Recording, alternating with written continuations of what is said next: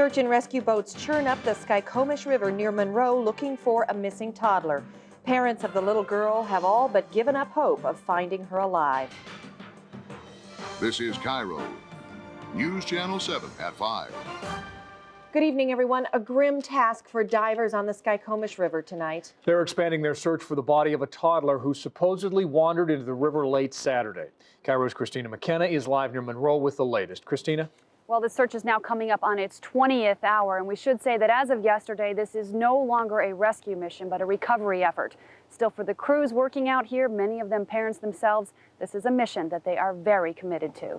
Well, we've met this family, we're working with this family, we understand their situation. We want to bring some finality to this situation also. Kaylee Alberts would have celebrated her second birthday Friday, but today, not even her family is holding out hope that she's alive. They believe Kaylee wandered away from a family party and down to the river, leaving her last footprints on the shore of the Skykomish. Still using helicopters to survey the banks and dive teams to search underwater, rescuers have been working tirelessly, hoping to at least bring the family peace of mind.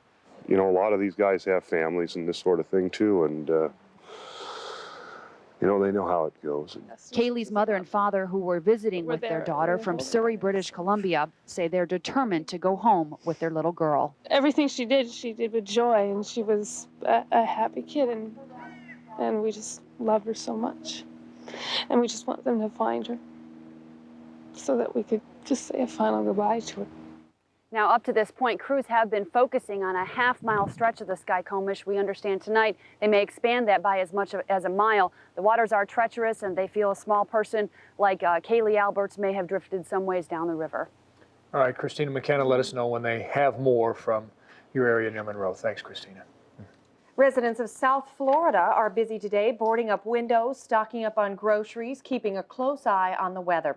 For the first time since Andrew 3 years ago, hurricane warnings are up and evacuation orders are out. John Sorella has details. With memories of Hurricane Andrew that won't fade, people are taking no chances.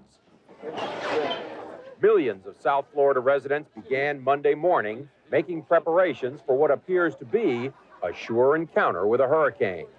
By midday, people were boarding up and grocery store shelves were being emptied. Just taking the necessary precautions. At the National Hurricane Center in Miami, forecasters are tracking a storm named Erin, now less than 400 miles from Miami and heading in that general direction. Emergency managers from nearby counties huddled with hurricane specialists assessing what is becoming a serious situation. We're in the process of directing all non-residents to return to the mainland as soon as possible. We are taking the precautions of picking up the disabled and elderly that need assistance and moving them to our shelters. It is only the 5th time in history that 5 named storms have formed before the 1st of August. In 1989, the year of Hugo in South Carolina, 4 named storms formed in June and July: Allison, Barry, Chantal, and Dean. Ironically, it was the same set of names being used this season. But that year, Erin formed in mid-August. John Sorella, CNN, Miami. Well, it's not the names that are important, but the kind of damage storms like this can do. Let's check in with our Harry Wappler, who's watching the radar on this thing for us tonight. Harry. Well, first we want to show you where the storm is, and this is the large picture, of course. Here's the east coast of the United States and Florida and the Caribbean islands. This is the storm right here. Let's come in a bit closer on that, and you will see Tropical Storm Erin, the center of which is roughly here over the Bahamas, and it is moving to the west and northwest, meaning it's liable to come stretched just about in this manner. Maximum sustained winds now are 70 miles an hour, which is just below hurricane strength, but it is expected to strengthen as it moves towards Florida. It may also become a problem once it leaves Florida, because it'll then be in the Gulf of Mexico. So this is a storm that is being watched not only now and in the next 48 hours, but it'll be in the weather here for the next several days. Harry, thank you, and we'll get a look at our weather forecast in a few minutes. A sort of disgusting story developing near the border. A ruptured sewage line is spilling thousands of gallons of raw sewage into North Puget Sound near the Canadian border. Chopper 7 pilot Clark Stahl is over Blaine's Drayton Harbor with details.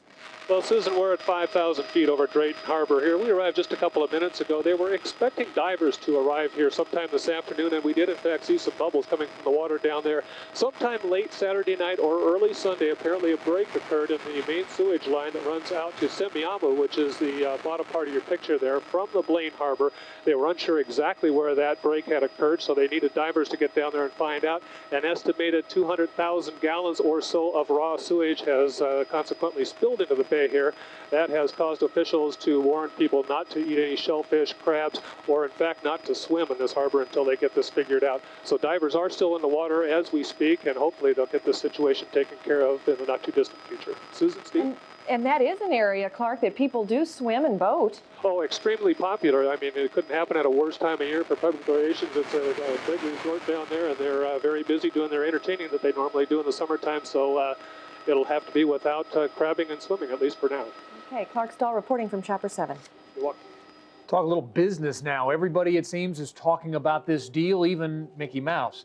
The Walt Disney Company announcing today a $19 billion deal to buy Cap City's ABC. It means Disney will gain ownership of the ABC television network. With that handshake, it became the second largest takeover in U.S. history. The new conglomerate will still be called the Disney Company.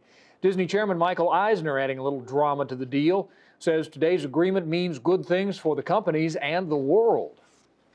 I am totally optimistic that 1 and 1 will add up to 4 here. I am totally optimistic that this entertainment company will stand for things that the country stands for. Well, what does this mega deal really mean for the entertainment and media industry? You'll get answers to that a little bit later in this hour from our entertainment reporter, John Procaccino. Are you ready to do city business in an office tower? The Seattle City Council voted 6-3 this afternoon to negotiate for the Gateway Tower, the last high-rise built in the city. In the end, as KIRO's Mike James reports, buying the Gateway is the cheapest alternative. There's no dissent at City Hall about the problem. The city's old government buildings, City Light, the Public Safety Tower, and the Municipal Building are in bad shape and probably at the end of their useful lives. Inside, the lighting is bad. The halls are crowded and cramped, with the signs of age are around every corner. No one thinks renovation is the answer. We had a number of consultants come in, architects, engineers, trying to evaluate how much money it would actually cost to renovate these buildings. The costs came back that it was the most expensive option, and what we would have are the same buildings. We wouldn't have anything different. So next question, does it make sense for the city to buy an office tower for a city hall?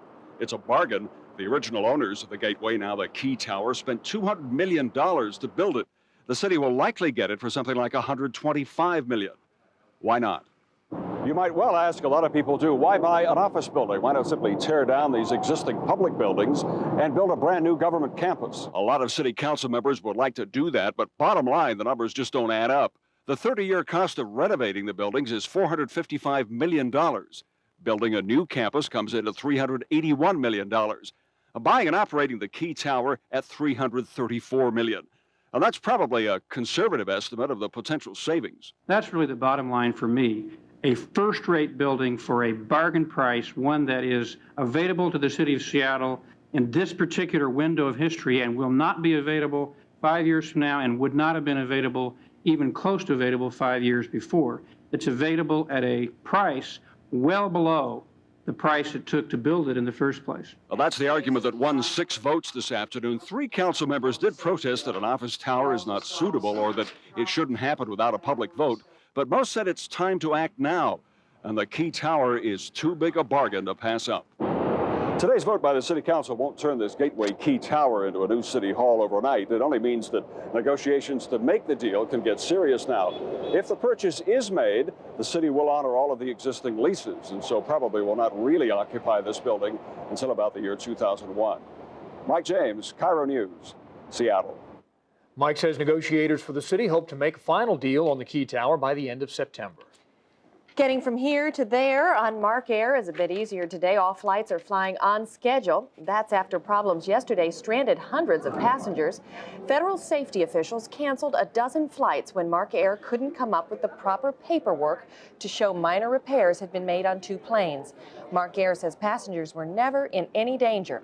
Both sides now say the dispute's been resolved and things are back to normal. And Boeing is back in the news. It has launched its largest restructuring in the company's 79-year history. 12,000 workers are being shuffled, some from Renton to Everett, others within their own building. The transfers will take 4 months and cost Boeing several $1 million. And as KIRO's Megan Black reports, it's causing all kinds of anxiety for Boeing employees. By now, Boeing workers are used to turmoil, the layoffs, the early retirement, now a massive restructuring. It involves the transfer of 12,000 workers, mostly engineers. More than 20% of them will soon have to travel to work in Everett and not Renton. I think it's the uncertainty that's frustrating. You know, we always hear rumors, but it's a matter of which rumors come true. And that's what creates that frustration factor, I think. I just live up the street. I don't want to drive to Everett. So anytime they talk about moving me to Everett, I get a little antsy. Boeing officials say the transfers are crucial if the company is going to remain competitive. Right now, they say Boeing's wasting money by duplicating jobs in Everett and Renton. Consolidation is the key. So that we're working together as one team and working common processes and common solutions across all of the model programs rather than having them scattered all throughout the Puget Sound region working individual issues. And we think that that will really help us. But there's no doubt the process will be painful. 12,000 workers will move within the company. 20,000 computers and workstations will have to be relocated, all costing millions of dollars.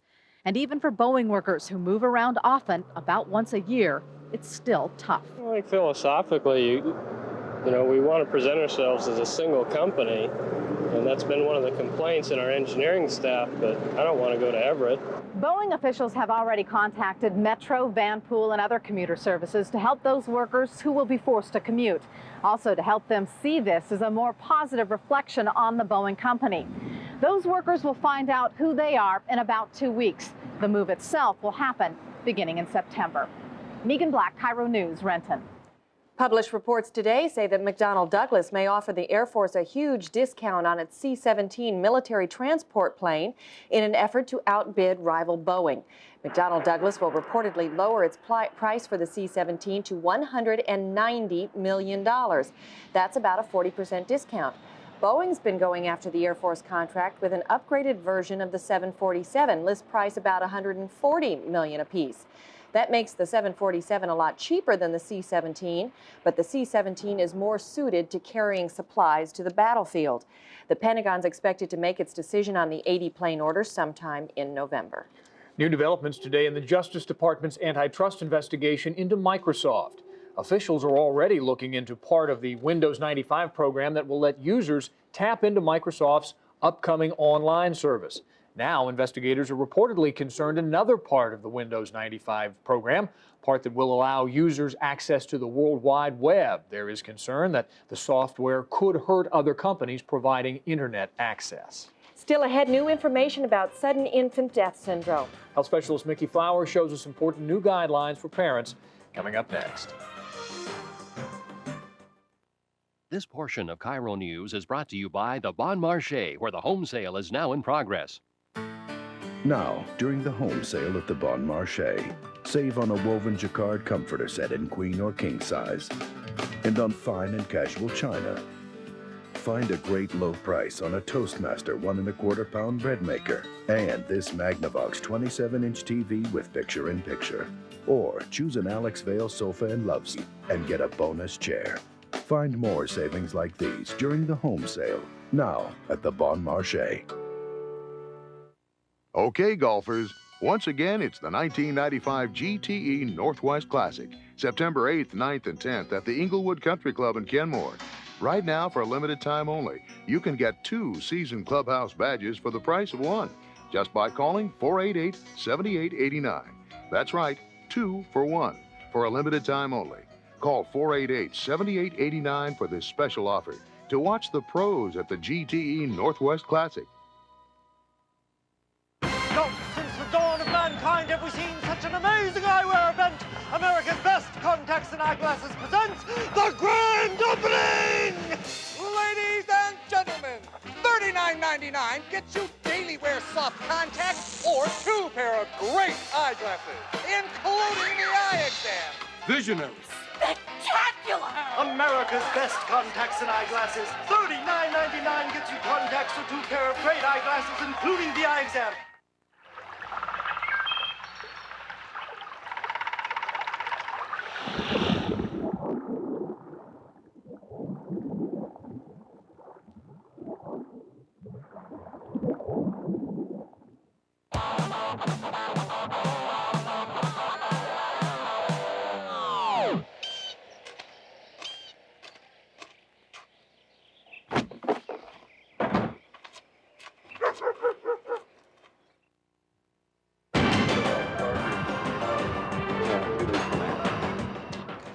Nobody knows what causes sudden infant death syndrome when a baby dies suddenly during sleep. And there's been some controversy over what puts a baby at risk. But now local researchers say they have the first U.S. study that confirms that sleep positions can, in fact, make a difference. KIRO's health specialist Mickey Flowers here with the details. Mickey. Steve, researchers at the University of Washington and the King County Health Department hope their study will convince parents to put babies to bed on their backs or sides. To promote the idea, they're starting a new campaign called Back to Sleep. You're just so happy and anxious. Dion Robinson just gave birth to a healthy baby boy. I just feel like, he's here and I have to protect him from anything. And before Dion leaves the hospital, she will learn ways to protect Sean while he sleeps. Yeah, when you put the baby back in the crib, you want to put him on his back. I think all new parents are concerned about SIDS, and this is something that kind of allays their fears and that they're comfortable doing. Helping parents learn about the risk factors associated with SIDS is the goal of the Back to Sleep program. New local research confirms the results of studies in other countries, that sleeping positions make a difference. Our study shows that a baby who was placed on its belly to sleep is about 3.5 times more likely to die of SIDS than if that same baby was placed to sleep on its back or its side. You can help reduce your baby's risk of dying from SIDS. Besides sleep positions, the Back to Sleep campaign will focus on other things parents and caregivers can do to reduce the risk of SIDS. Cigarette smoking has really been shown to be one of the things that's most related to SIDS. So parents, especially women, shouldn't smoke during pregnancy and after the baby is born. Also, studies show that breastfeeding may help protect a baby against SIDS. Dr. Jim Taylor says parents should remember these are precautions, not guarantees. We're not going to make SIDS go away by avoiding the prone position or breastfeeding or by refraining from cigarette smoking. We hope we can reduce it a great deal.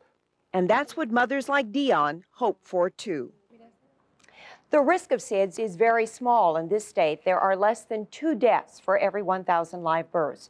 But health workers want that number to come down, so health departments around the state will distribute brochures like this one to hospitals, birthing centers, and doctors' offices. Mickey, for a long time, parents have been afraid to put their babies on their backs because they fear that they might vomit and choke on it and aspirate the vomit. Is there any grounds to those fears? No, the UW researchers say that what they have seen actually is that there is not a higher incidence of that happening by putting babies to sleep on their backs. Well, it's really significant that they've been able to come up with these studies that show that there might be a chance of preventing SIDS by this method. Absolutely. Just remember, back to sleep. That's it. Even I figured that one out. Thanks, Mickey. Idaho firefighters are gaining some ground this evening in their battle with 2 huge wildfires, fires that claimed the lives of 2 firefighters. The biggest blaze has burned 100,000 acres west of the town of Twin Falls. A separate fire, also near Twin Falls, has already burned nearly 30,000 acres. Winds and lightning sparked at least a dozen fires this weekend, mostly in grassland. Nearly 300 firefighters, backed by helicopters and water tankers, have been working 16-hour shifts to put out the flames. Ahead in our next half hour, a book that's destined for the bestseller list. You knew it would happen. More on fighter pilot turned author Scott O'Grady. That's just ahead. Tony Ventrella joins us now with a look at what's ahead in sports. Tony? It's a tremendous week, maybe the most exciting week of the summer coming up now because it's Hydro Week. Mark Tate, Chip Hanauer, they're all in town. As a matter of fact, it happened yesterday over in the Tri-Cities. Mark Tate's big upset win over the Chipster. We'll be back with that and all the rest in sports in just a few minutes after weather and some other things. The Chipster? That must be Chip Hanauer, I suppose. It must be. What kind of weather are we going to have for Seafair Week, Harry? I'm looking forward to it because I think it's going to be very nice weather. And as usual, Western Washington isn't really going to sizzle, but it may be a little warmer than average. I'll have the forecast for you coming up right ahead.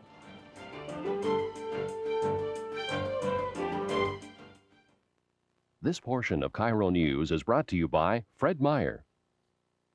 Right now, while she's enjoying those rich, decadent chocolate chip cookies, she probably doesn't care why they taste so great. How the pure, creamery butter is blended with more chocolate chips to make them taste richer than the leading brand. And that's okay. She can keep on enjoying them, and we'll keep on bringing them to her, and always for a little less. Because they're President's Choice, exclusive to Fred Meyer. Great food at lower prices every day. You'll find it at Fred Meyer.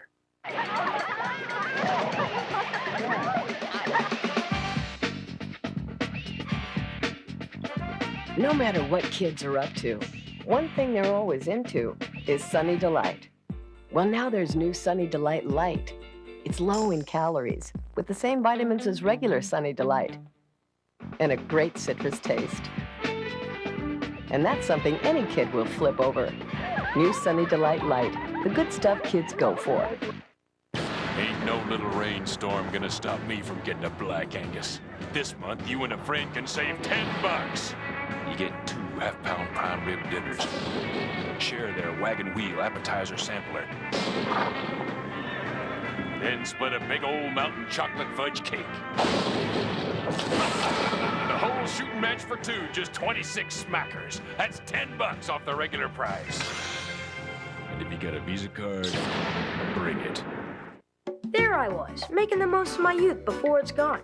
And then walks Mom, saying I needed tux for some dorky party. Then she whips out the US West Direct Yellow Pages and goes, I use this to find everything I want. End of lecture. Then Mom, the cyber shopper, took over, and I knew I'd get busted in something lame. But we found a tuck shop that had some kickin' stuff. And it looked like that guy in the movies. The guy who gets the girl. Maybe shopping's not so bad. It's the one that gets used. US West Direct.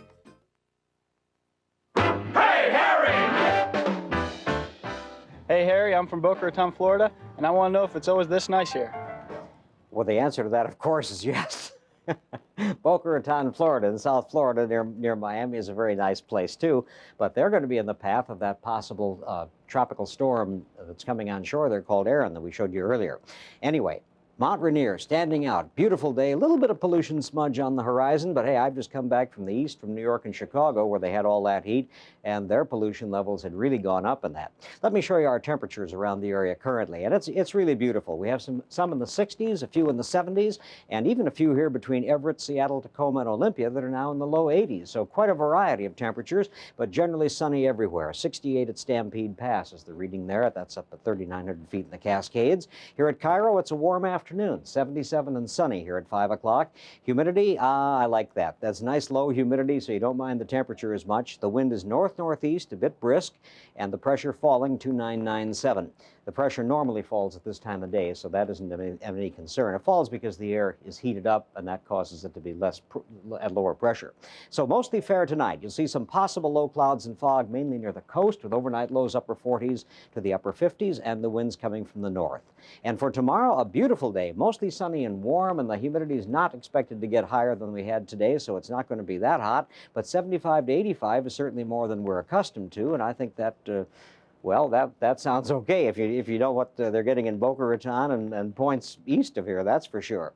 Nothing to talk about in the way of clouds. The jet stream is skirting north of the state, and it's possible we may see some high clouds, especially off and on during the next 5-day period, but there really isn't any storm aimed at this area. But that's why they have seafair at this time of year, because the jet stream isn't usually pointed at us at this time of year. It's our dry time. So 82 was the high today, 5 degrees above the normal, and still 11 degrees below that record of 93, which is from 1965. Our pollen count today, the trees, the grass are all low, but the mold spores continue to be moderate, as they were on Friday, and that's exclusively ours from the Virginia Mason Clinic. Here you see the jet stream, that band of clouds just to the north of us here. Big ridge of high pressure covers the entire western states. It's been very hot the last couple of days in California. Sacramento and San Jose getting into the low 100s today. I don't think San Francisco is going to be quite as hot. I think they were around 100 yesterday. But obviously the west is in really fine, fair weather shape. And the clearing skies last night, portions of Montana and Idaho, like Pocatello, had lows in the upper 30s, which is really a little bit chilly. This is the dramatic weather in the country today, aside from just the edge of Tropical Storm Aaron that you see here. That's the one that's heading towards Florida that we'll be updating you on over the next several days. But these thunderstorms here divide an area of extreme heat from some cooler, drier air that would just try to get down in there. But thunderstorms are the problem, and this mass of moisture here in the Gulf Coast states, that was old Tropical Storm Dean that has come inland over the weekend, and that's produced heavy rains and added to the humidity miseries, which you can see in these current temperatures. With 89 at Chicago, the humidity, the dew points are in the low 70s, and that makes the humidity very, very uncomfortable. You simply can't evaporate the weather doesn't evaporate the moisture around your body. So the real heat's in the southwest, but they don't have the humidity to contend with, I would find that a little bit easier. Over the next 5 days, here's what you can expect. Some very, very nice weather, maybe a little bit of cooling coming Wednesday night and Thursday, maybe a little onshore flow, some low clouds, but nothing that's going to change the pattern. And I'm expecting the Seafair weekend, at least the first half of it, and probably Sunday too, to be really quite nice, much like the weather you see out there today. It looks spectacular. Harry, thank you. Coming up in our next half hour, many neighborhoods have at least one. We're talking about a house or apartment that's an eyesore, or even worse, a health threat.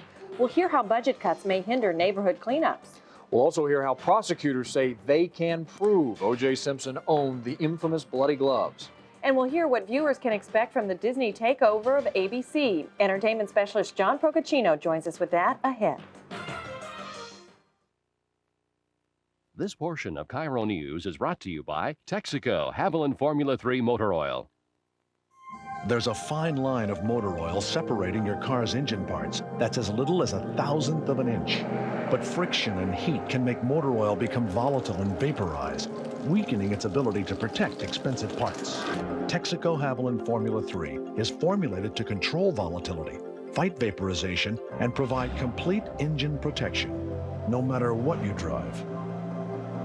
Add more life to your car. Take it to the star. Of the 10 most fuel-efficient car models tested by the EPA, 5 were Honda Civics. You delayed. IntelliChoice recognized 6 Civic models as having the best overall values in their respective classes. You deliberated. Then came the Honda 95 clearance lease for just $149 a month for 24 months. How shrewd of you. Timing is everything at your Honda dealer. Southwest Airlines is having a sale. I don't understand it. Southwest already has the lowest fares, and now you're having a sale? Yep. Now you can fly to Oakland, San Jose, or Sacramento for $49, or to San Diego or the LA area for only $89. I mean, it's a great deal, but I kind of feel like I'm taking advantage of them. Just purchase your tickets 7 days in advance and by August 31st. Travel through January 9th. I mean, Southwest having a sale? Isn't that redundant? Fly Southwest, the low-fare airline. The low-fare airline. The Washington State Lotto and Quinto drawings are now on KIRO TV 7. Look for them Wednesdays and Saturdays at 6:58, right before Entertainment Tonight. The Mariners take on California Tuesday at 7 p.m. on KIRO TV 7. Jim Carrey, Tom Cruise, Sandra Bullock. E.T. knows just how rich they are and how they're spending their celebrity millions. Then, Princess Di's housekeeper exposes the secrets between Di's royal sheets. 2 people had slept in that bed. Plus, Anna Nicole Smith, super sexy scenes, and a whole lot more. Watch. Stay tuned. Playboy's Sexiest Playmate, only on Entertainment Tonight. Tonight at 7 on KIRO TV 7. This is KIRO. News Channel 7 at 5. Dangerously unsafe housing, junk cars, how about a Harley-Davidson motorcycle on your roof? Well, if you have ever had a neighbor that just refused to clean up his yard, no matter what the eyesore, the County Code Enforcement Office can help. But budget cuts could make an already tough job a lot tougher. KIRO's Todd Pottinger has the story. Okay, find a gate. Brenda Wood never knows exactly what she'll find. Hello? As code enforcement officer for King County, she juggles as many as 300 cases every day. Are there people living in this house? Kind of. Well, either you are or you're not. Are there people sleeping here? Yeah. Okay. Her first stop, this house under construction in Kirkland. The code says it cannot be occupied. It doesn't have anything. You can't live in a house until it's finished and signed off as a safe dwelling. And the residents have no sewer. Yeah, this has been an outhouse. See, there's the toilet paper up there. If every picture tells a story, yeah, there's the old toilet paper up in the corner. then Brenda Wood could be a master storyteller. Vampires. Like the time she had to evict a group of vampires. They couldn't move in the daytime. They could only move at night. And that they would try to be out over the weekend, but that if they moved in the daylight, it would sap their strength. Or how about this? Oh, there's the Harley. Another violation in Juanita. The Harley is out of character for the neighborhood. You have to take it down off the roof. Okay? Brenda enforces environmental regulations in the county. You need to clean up the side here, get the dirt that has the oil soaked in it, get it up, clean it up. If all this seems a bit minor, listen to another story. And I've been in houses where I've had cockroaches crawling out of a baby's diaper and into the cereal it was eating on its high chair, and that kind of thing. I have zero tolerance for that. Here in Shoreline, Brenda moves in on a house occupied by teenage squatters. Hello? They come in and build fires in here, so you can see where they've built fires with wood because they get cold. If this fell, it could cut your head off. On Brenda's watch, the county will bulldoze the home. The young squatters will have to find another place to live. While she is one of 8 King County code enforcement officers, in January there will be 7. Brenda's position is set to be cut from the budget, and she's worried the job won't get done. I don't look at code enforcement as always just being a hammer. I like to feel like that I offer a helping hand to help them solve their situation and not just leave them in a dilemma of not knowing what to do. Like Mark Shields' dilemma in Shoreline. Shields' landlord refuses to fix a roof that threatens to collapse. Brenda must order the house vacated, but the Shields family has nowhere else to go. Sometimes there are no easy answers. I feel like a gerbil on a treadmill. And then the enforcer has a light touch, too. Technically, 80-something Robert McDonald is violating the code by living in his travel trailer. I have 2 bronze stars. Oh, wow. I have another bronze star. I have a lot of these things. Yeah. Brenda's seen the medals and heard the war stories before, but satisfied that he's cleaned up his trailer, she will keep an eye on him. After all, the woman who's seen the horror stories most of us only hear about has more ground to cover. I was bit by a Doberman last year. Bit me in the butt. Todd Pottinger, KIRO News, Seattle. She could write a book. Now, if you have a complaint in King County similar to those stories you just heard, you can call the County Code Enforcement Division, the number on your screen, 296-7086. Meantime, police in Los Angeles say they'll be on full alert again tonight after 2 straight nights of violence. Problems first flared on Saturday after police shot and killed a 14-year-old boy. They say he was holding a gun at the time. His family says he was carrying a flashlight. Then last night, fights broke out at a car wash organized to help the family. Officers trying to break up the crowd were pelted with rocks and bottles. 25 people were arrested. In the nation's capital, lawmakers are still focusing on the events of April 19, 1993, the day 81 people died at the Branch Davidian compound near Waco, Texas. In today's testimony, federal agents were questioned about the decision to use tanks and tear gas to end the standoff. Some Republicans on the panel have charged the FBI with using excessive force, but others say it's time to, quote, close the book on speculation that the government set the fatal fire. Seems very apparent to me the fire was started inside that compound by Davidians. Now, why they started it, exactly who, in terms of what person or persons did it, I don't know.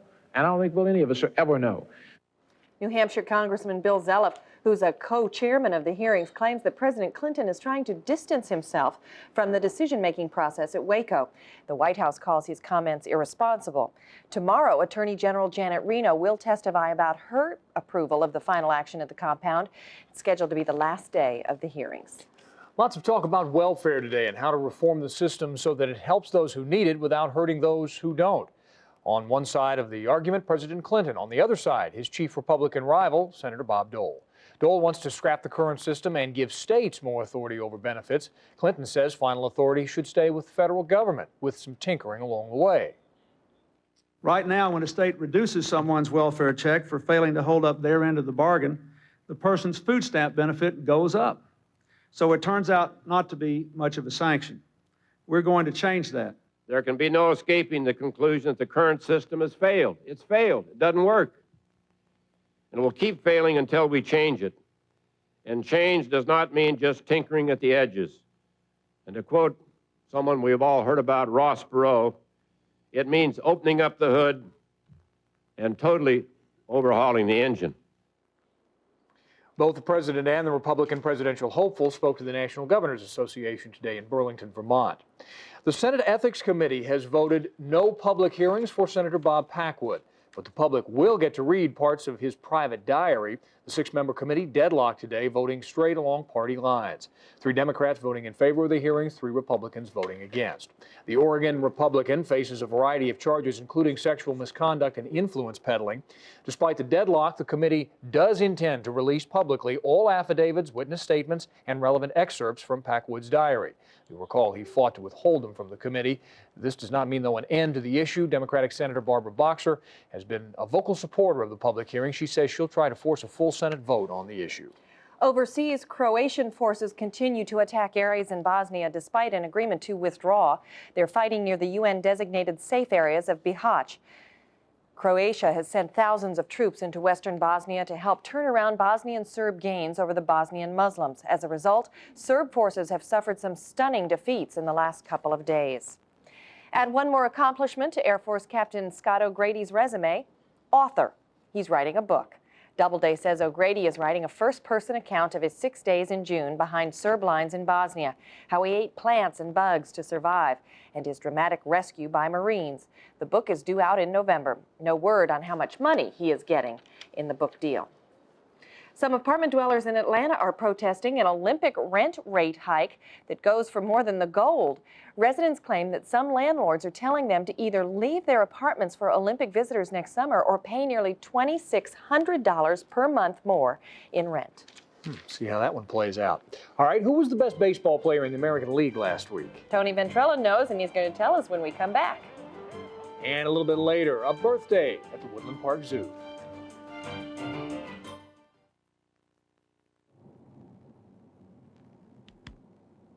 Hi, we're big fans of your Jumbo Jack. Yeah. Thanks. They're still 99 cents, right? Sorry, that price was for a limited time. By the way, who's flying the plane? Who cares? We missed the 99-cent Jumbo Jack deal. You want me to bring back the 99-cent Jumbo Jack? Cool! Yeah. Anybody else? Yeah!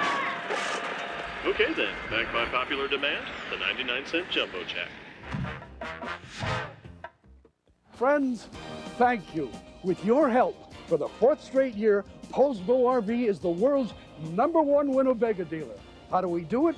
The best selection and low prices. Example, you can own a brand new Class C for just $299 a month. How about a brand new Class A for just $29,950? Or a fully loaded Vectra starting at $56,950. So if you're looking to buy a motorhome, now's the time. Come see us. Poulsbo RV will save you a ton of money. Sarah, are you ready for school? Love it. I love you, Jack, Mom. Got it at Ross. Beautiful. That's a cool shirt you have. Yeah, well, I got it at Ross. I love it. I got it at Ross. That new. Got it at Ross. You'll save up to 60% on a great selection of back-to-school and fall fashions at Ross. Don't you just love it? I love it.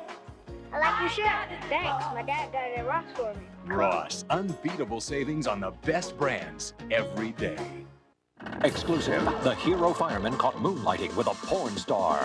From the revealing interview with America's most infamous X-rated actress, to the secret scenes that could cost him his job. I would hate to see him get fired because we need him to save lives. It's the fireman under fire. Plus, pop star Jodie Watley comes clean about the secret marriage she says almost destroyed her life. Exclusive, Confessions of a Pop Princess on the next hard copy. Tonight at 7:30 on KIRO TV 7. Before we start sports, let's talk about Steve Largent just for 1 second. Yeah. The highlight of the weekend, and Stevie did a great job covering that story. Thank and you. I know Well, that we were talking about it a little earlier. It was a fun story, and everybody was happy for Steve. He did a great job, by the way. His speech, Gary Wright's speech introducing Steve, they were just terrific back there. 7-minute speech, because I timed it back here, but it was, and I'm glad we ran it in its entirety. Yeah. It was a beautiful speech. It really was. Nicely Talking about done. family and his situation growing up, and he was marvelous. And We're happy Canton, for him. and Canton's a great little city. It's hot back there. It is warm. And humid. Well, warm we've and done muggy. sports and weather, There so you go. we can move right Tony, along. thanks. 5-day forecast for Canton, Ohio, coming up in just a minute. Mariners off tonight. They fly to Anaheim tonight, in fact, at about 7 o'clock to open a 3-game series, which begins tomorrow night against the Angels. Great news today, Mike Blowers. Mike Blowers is the American League Player of the Week. Mike had a big week. 3 home runs, including 1 in yesterday's 5-2 loss to the Indians. Blowers drove in 11 runs during the week. He was 11 for 22. He hit 500. Mike Blowers is the American League's Player of the week. By the way, the trade deadline is 9 o'clock tonight. Nothing yet out of the Mariners. We'll let you know if anything does happen. The Unlimited Hydroplanes make their annual stop in Seattle this coming weekend, the big Seafair races. You can watch the Texaco Cup live here on KIRO TV 7 starting at 10 o'clock Sunday morning. Yesterday, Mark Tate cruised to a pretty easy win in the Columbia Cup over in the Tri-Cities. In Heat 2A, he bumped into Chip Hanauer. That was scary in the missed Bud. Both boats were able to continue, though. Tate won all of his prelim heats as well as the final. He'll be the boat to beat in Seattle this weekend. It's hard to say if it's really our week or what, but you know, I got to give all the credit to my team. They just put together a boat that was consistent all day, and you know, they made my job easy. And we're fortunate enough to come away with 4 wins here and the final heat win, and you know, took control of the championship. They were the best boat, no question, and we weren't. So you know, it's part of it. When you accept the good weekends, you have to accept the bad ones. We do. We have damage to fix and a boat that just wasn't really very good all week. So yeah, lots of work. The boats are coming across the pass now, and we'll have all the boat news for you starting really on Wednesday, and then they don't qualify, until Friday and Saturday. That's the way it's been the last couple of years. Well, a horse racing tragedy in Henderson, Kentucky this morning. More than 20 thoroughbred horses killed in a barn fire. Fire took place at Ellis Park, a track that handles about 1,000 horses. Tiano Run, the runner-up in the Kentucky Derby, was taken to that park Friday, but was not in one of the barns destroyed by fire. Arson investigators and fire marshals are sifting through the embers, looking for clues that might lead to a cause to that awful tragedy in Kentucky today. The movie Apollo 13 has been a terrific hit since it came out a few weeks ago. Nita Wiggins has a report on a speed skater who is also a terrific hit. Where's the connection? Well, his name is Apollo, and he's 13.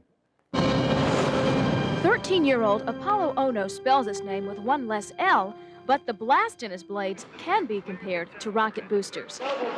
It's very exciting to see the skater who doesn't have hardly any background, just ranking so fast in this ice skating world. A 13-year-old guy went out there and beating guys that are twice as old as him, So, I'm proud of him, He's done a lot. In Michigan, in March, Apollo broke the U.S. short track record for his age group. In Calgary, in early July, he rocketed to second at the Canadian Olympic camp.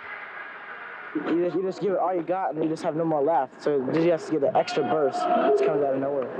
And all of that after just 1 year of lacing on the ice skates. And what makes this Apollo script to success even more remarkable is that Apollo practices here at a hockey rink instead of on a long track. And suppose you had to write a script about what you have done in skating. What would your script say? I'd probably start out with inline skating and my background in inline skating. Then I'd probably move on to ice and how I was trained in small little rinks. And then my dad, how he started his own club, and then we just recruited all these other people. The whole world is caught up in it. Well, not yet, but it could happen. Hard to imagine what he's going to deliver next. I just want to go to either 98 Nagano, Japan Olympics or the 2002 Utah Olympics. Not until then will this Apollo mission be complete. Nita Wiggins, KIRO Sports.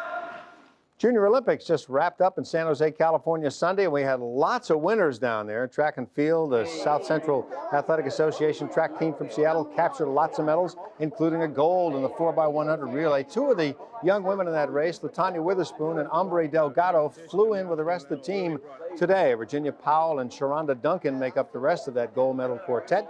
A very proud moment for all those young ladies in the South Central Track Club, our association team. And we think it was outstanding. They were able to do so well in San Jose. That's it for now. We'll see you guys later. All right. Okay. Thanks, Tony. Still ahead, Mickey Mouse meets Home Improvement. We'll hear how the merger of 2 media giants might change what we see on TV. Plus, were the gloves O.J. Simpson was wearing on TV the same infamous bloody gloves found at the murder scene? We'll hear new prosecution claims today. What is wireless? And what does AT&T have to do with it? For the sidekicks, it's finding alternative transportation to the big game. For Joan Pfeiffer, it's sending email from her laptop to an associate's messaging device hundreds of miles away. And to Dave Coates, it's dialing his cellular phone with just call home his voice.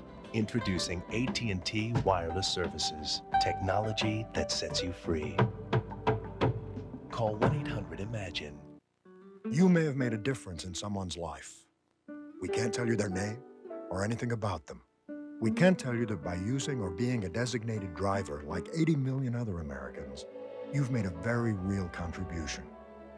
You see, drunk driving fatalities declined by 32% in the last 10 years.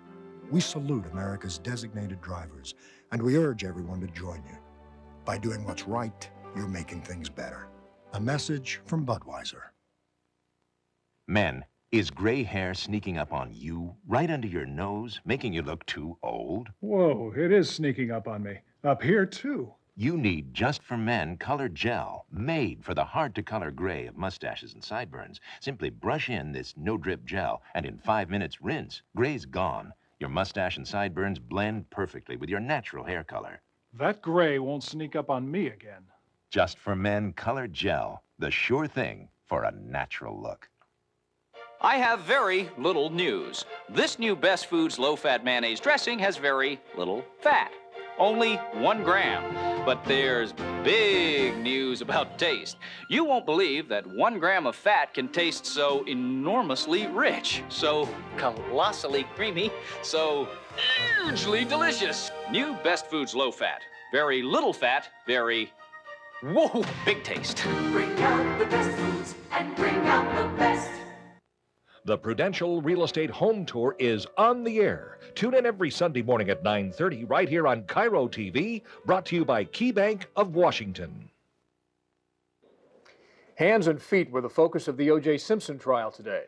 More specifically, the clothing which covers them. Prosecutors say they can now prove that those infamous bloody gloves are the same ones that Simpson was seen wearing during football broadcasts. Bloody socks figured in today's testimony as well. Linda Joyce reports from Los Angeles.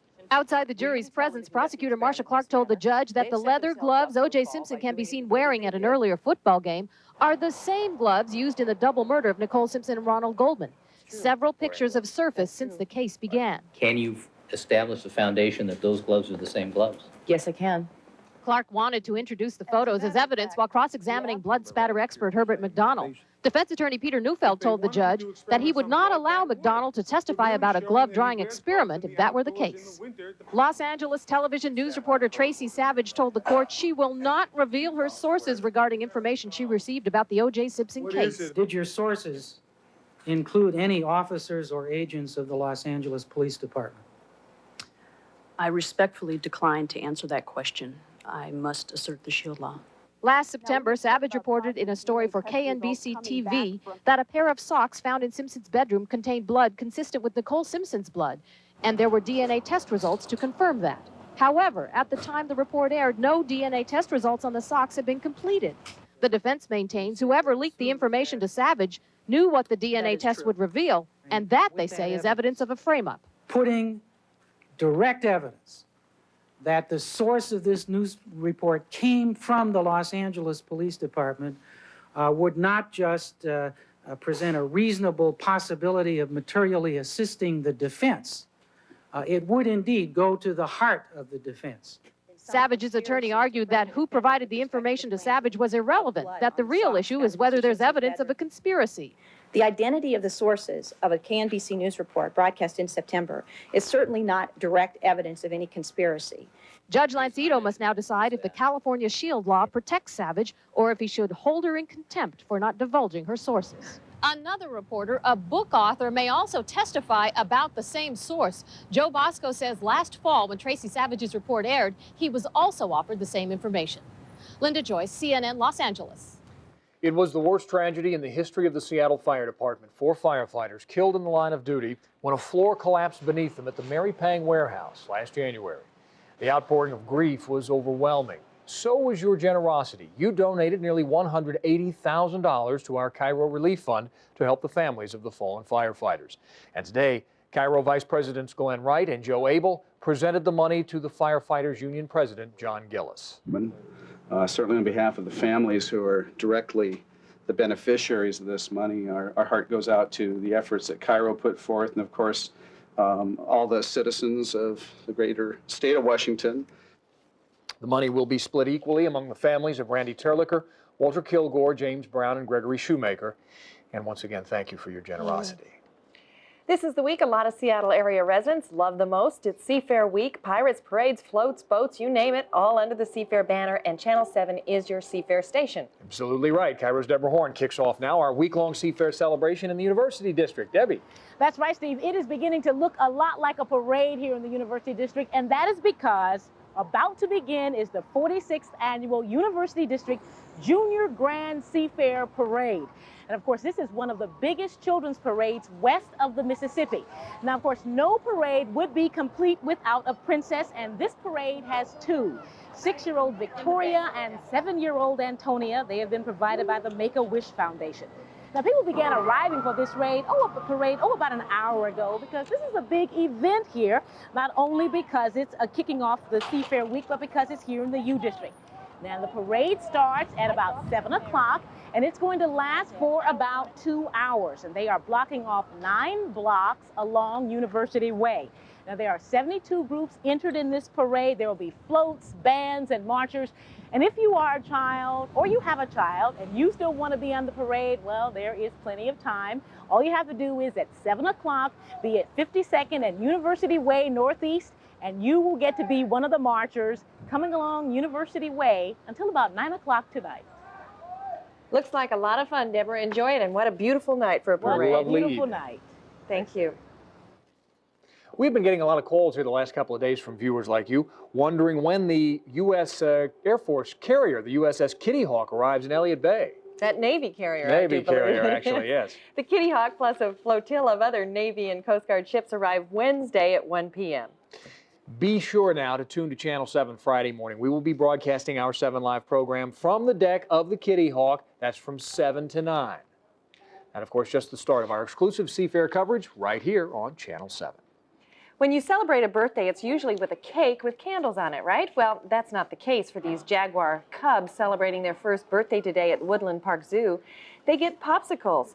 Actually, zookeepers call them bloodsickles. Special treats for the cubs made of horse meat blood, mutton, chicken, and fish, with a little frozen water to hold it all together. These cubs are the first offspring for 8-year-old Jessie the Jaguar. You can see them all at the Woodland Park Zoo. Well, happy birthday to them. And how do you follow that? Why not with John Procaccino? That's right, our entertainment specialist takes us inside the Disney Cap Cities takeover. Does it mean Mickey on network prime time? We've got the story next.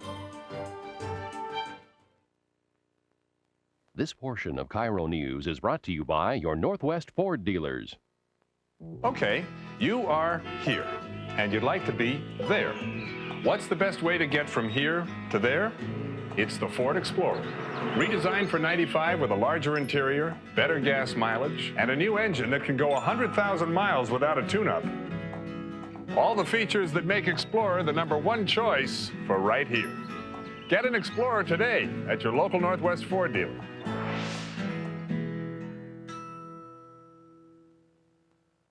You already know you're supposed to take care of your teeth. And you know what happens if you don't. We know you've been meaning to call a dentist. You're gonna call soon, really. There's so much stuff you need to do before you call. Feed the dog, call your mother, and you need to research the dentist. Or you can do the smart thing. Let 1-800-DENTIST do the research for you. Come on, call 1-800-DENTIST today. Take the Quilted Bounty Challenge. Wash the dishes with one sheet. It does jobs I never thought a paper towel could do. Wring it out like a cloth. It's extra durable. Bounty has cloth-like quilting, and it's quicker. It even scrubs the carpets. Ordinary towels fall apart on carpets, even top-quality towels, but Bounty has cloth-like durability. The Quilted Quicker Picker Upper. Take the Quilted Bounty Challenge. At Washington Tree Service, we know it's possible to achieve up to 95% control of these pests. If you wait to call us until you see the damage from the unwelcome creatures, we can get rid of most of them, but they will quickly return. If you call us now, before the damage occurs, we can start you on an automatic program suited to your particular situation and take care of those unwanted pests before the damage is done. Get in touch with the professionals at Washington Tree Service before it's too late. Harry's in the Weather Center with a final look at 5 days of weather for us. Harry. And it's still a good-looking look, Steve. We're looking out there now through the eye of the needle across Puget Sound, and it is a terrific afternoon. Our high so far, 82. Let's look at our temperatures statewide. Tomorrow with maybe a little bit of cloudiness on the coast, but nothing to spoil a day there. They'll be on the pleasantly cool side, around 70. In the interior, I think we'll make some low 80s again. If your plans should include going to eastern Washington, they're going to be quite warm. Walla Walla today had 92. They should do it again tomorrow. They were the warmer spot in the state today. And our 5-day forecast is definitely looking very good, very fair, very dry, and mostly sunny. And now right through Saturday, and we'll probably be able to take it through Sunday too, but I'll tell you more about that tomorrow. All right, Harry, thanks. The worlds of entertainment and media are getting closer and closer to becoming one. A $19 billion merger was announced today that combines the legendary creator of fantasy with the nation's top-rated TV network. Our entertainment reporter John Procaccino has more. John? And there's nothing mousy about this merger, so to speak. Yikes. Anyway, in a move that sent both company stocks soaring, the Walt Disney Company announced today that it will acquire Capital Cities ABC, creating the largest entertainment conglomerate ever. Oh, it's wonderful. If the deal is approved, Roseanne, Barbara Walters, and Mickey Mouse will all have something in common. They all work for the same company. In a news conference today in New York City, Disney Chairman Michael Eisner joined Capital Cities Chairman Thomas S. Murphy in announcing the merger of their two companies. According to Murphy, the union is something he's wanted to do for decades. I tried to merge Capital Cities when it was a much smaller company into Disney, I guess over 25 years ago. And I've always been a great admirer of the assets. And now under the last 11 years of Michael has had this outstanding performance. It's stronger than it's ever been, and it was a great opportunity for my shareholders and I believe also for our employees. Eisner, who began his career at ABC, will be the chairman of the new entertainment conglomerate and stressed that ABC, which is owned by Capital Cities, will continue to branch out in creative directions. I can assure you that it will grow and be different, just like Disney will be different, because if it doesn't, it will fall back. But ABC has become different every decade anyway, and the ABC of today was not the ABC of 10 years ago. So ABC will be different in its creativity. But how to put it, if I could tell you exactly how it was, it would be too easy a job. The Disney acquisition of Capital Cities is the second largest merger in business history. Now that it owns a television network, there's no argument that the Walt Disney Company is the biggest kid on the entertainment block.